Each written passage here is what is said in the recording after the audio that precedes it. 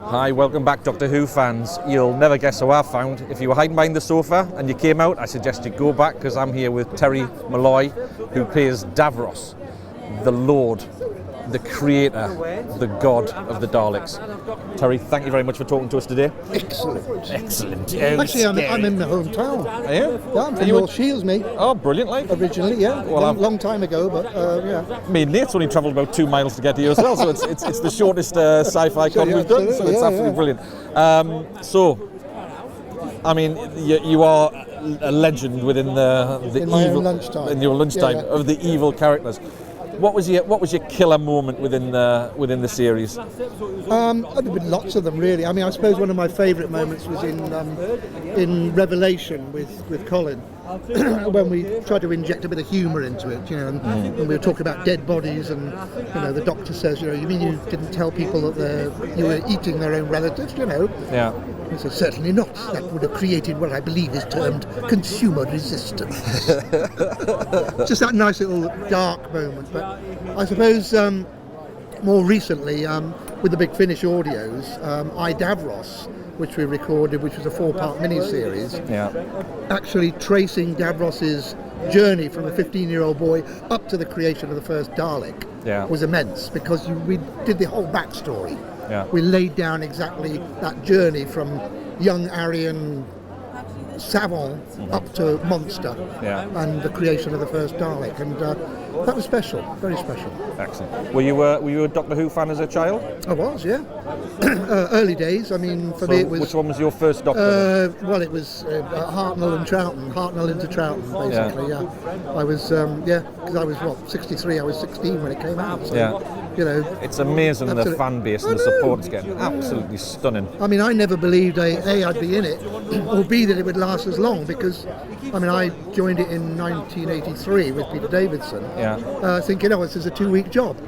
And here we are 2 years later, and we're still at conventions, and people are still loving the programme, and not just the new series, but going back to the classic series, revisiting it, and loving all those stories, and finding new episodes that have been lost. How does it feel, adoration from the fans? It must be a marvellous feeling. Well, I just feel you're kind of like part of a big extended family, and if you treat it like that, I was in it, they watch it, I watch it, I'm a fan. We've got common ground, so we can talk about things that are common to us. And it's like a big family get-together. People saying, "Ooh, what do you think about so-and-so? Did you enjoy this?" And what did you like doing about that? And so it's, I enjoy coming to conventions. I enjoy talking to fans about the programme, because they made the programme, they carried it going in the dead years before before it came back into the new series, and it's only right that we do. It seems to cover such an, it's not an ageist programme in any way. It's not for the young. It's not for the. It seems to cover everybody.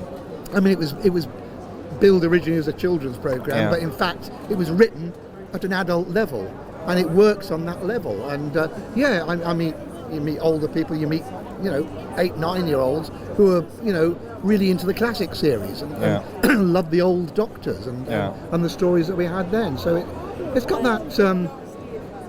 It's got a bizarre kind of commonality that has sort of just latched into people's psyche. I mean, not just in the UK, but across the world now. Which one? It's a $20 million question. Which one's the favourite Doctor or the best Doctor? Well, it's always the one you grew up with, isn't it? Yeah. I mean, for me, it was Troughton. Yeah. I mean, he was the one I was really into, But then you see bits of that in all of the Doctors. All of the Doctors have that common thread throughout them, And I like Matt Smith because he had so many. He had some of the quirks that Troughton had. So you begin to see glimpses of the Doctor in each of the Doctors. Each actor's going to bring a new dimension to it. And my gosh, I'm looking forward to Capaldi.